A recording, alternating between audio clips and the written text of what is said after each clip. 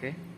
Baik, Assalamualaikum warahmatullahi wabarakatuh. Waalaikumsalam. Saya Lia, saya instruktur teknik bisnis sepeda motor di SMK Alita Grogol. Untuk pertemuan pertama kali ini saya akan membahas tentang sistem injeksi pada sepeda motor Honda. Oke.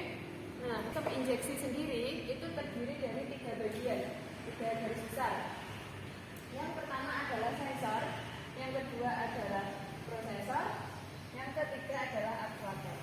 Nah, sensor sendiri nanti fungsinya itu adalah untuk mendeteksi.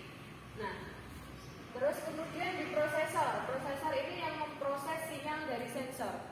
Kemudian dari prosesor akan dikirimkan kepada aktuator atau pelaksana. Nah, di motor Honda sendiri untuk sensor-sensornya itu ada TP sensor atau throttle position sensor. Artinya ini adalah sensor pendeteksi bukaan katup gas. Terus yang kedua ada EOT atau ECT sensor. Nah, EOT sama ECT ini adalah sensor pendingin. Nah, di sini ada perbedaan antara EOT sama ECT. Untuk EOT sendiri itu adalah engine oil temperature, artinya yang disensor adalah temperatur olinya. Sedangkan untuk ECT itu yang disensor adalah pendingin coolernya. Ya. Kemudian ada CKP. CKP ini adalah crankshaft position sensor. Kemudian ada MAP, manifold absolute pressure, IAT atau intake air temperature, dan sensor O2 atau sensor gas buang. Nah, kemudian di prosesor itu ada ECM atau engine control module atau otaknya. Kemudian ketika sensor ini sudah mengirim sinyal ke ECM, ECM akan memerintahkan ini coil. Kemudian ada coil ini untuk pengapian. Kemudian injektor ini nanti untuk menyemprotkan bahan bakar. Nah, sebelum ke injektor ada full pump dulu atau untuk keluarnya bahan bakar. Nah, untuk tampilannya TP sensor itu bagaimana dan di mana letaknya, kita langsung saja di motornya. Nah, seperti ini. Nah, di sini ada yang namanya TP sensor. Di sini ada unit sensor. Nah, ini untuk TP sensor ini ada 2 sensor. Yang atas itu adalah MAP, sedangkan yang bawah itu adalah TP. Nah, kemudian di sebelah sini, sebelah bawah sini, bisa ke bawah.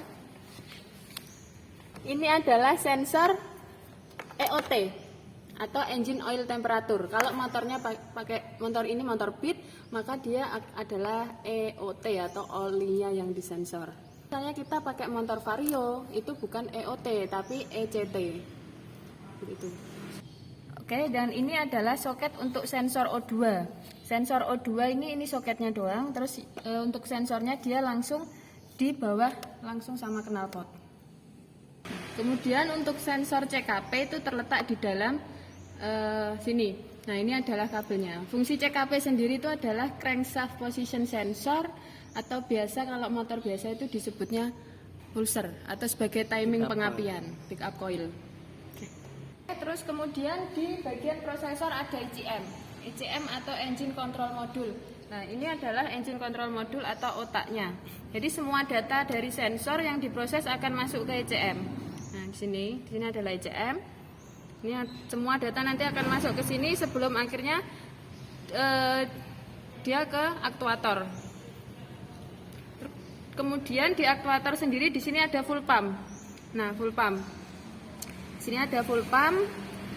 Nanti untuk mengalirkan bensin menuju ke injektor. Nah, di sini injektor. Ini adalah injektor. Nah, injektor sendiri itu juga mempunyai soket.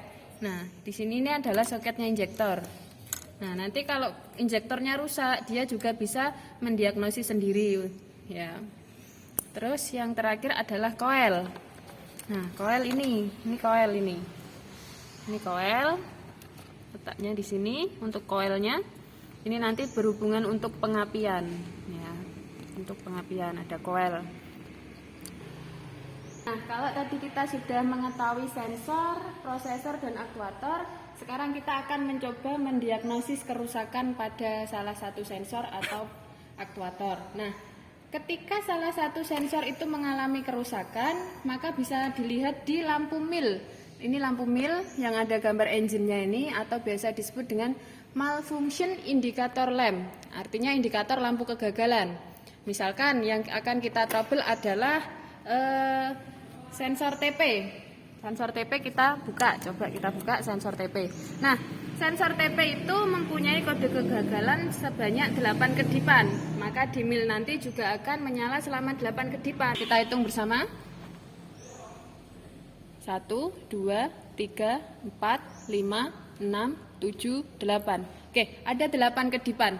Nah, 8 kedipan ini nanti kita tinggal lihat yang rusak apanya. Kalau 8 kedipan berarti yang rusak adalah TP-nya.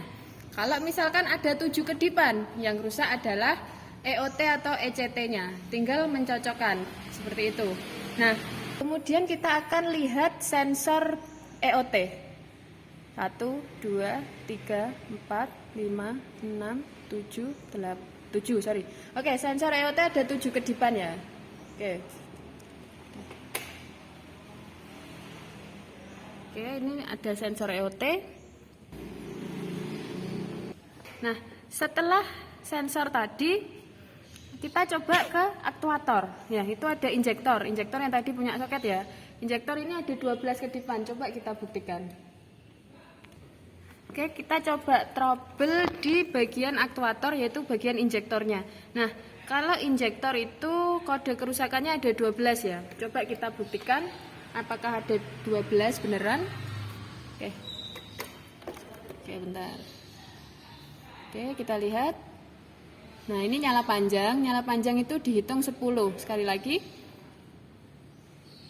10, 1, 2. Oke, ada nyala panjang 1, berarti itu 10. Ditambah nyala pendek 2 kali. Berarti ada 2. 10 tambah 2 ada 12. Berarti untuk injektor itu kode kerusakannya ada 12 kedipan. Nah, fungsinya self diagnosis atau diagnosis sendiri itu adalah memudahkan kita untuk melihat kerusakannya pada bagian apa. Nah, seperti misalkan tadi ada 12 kedipan, berarti itu ada pada injektor. Kita langsung saja ke injektornya.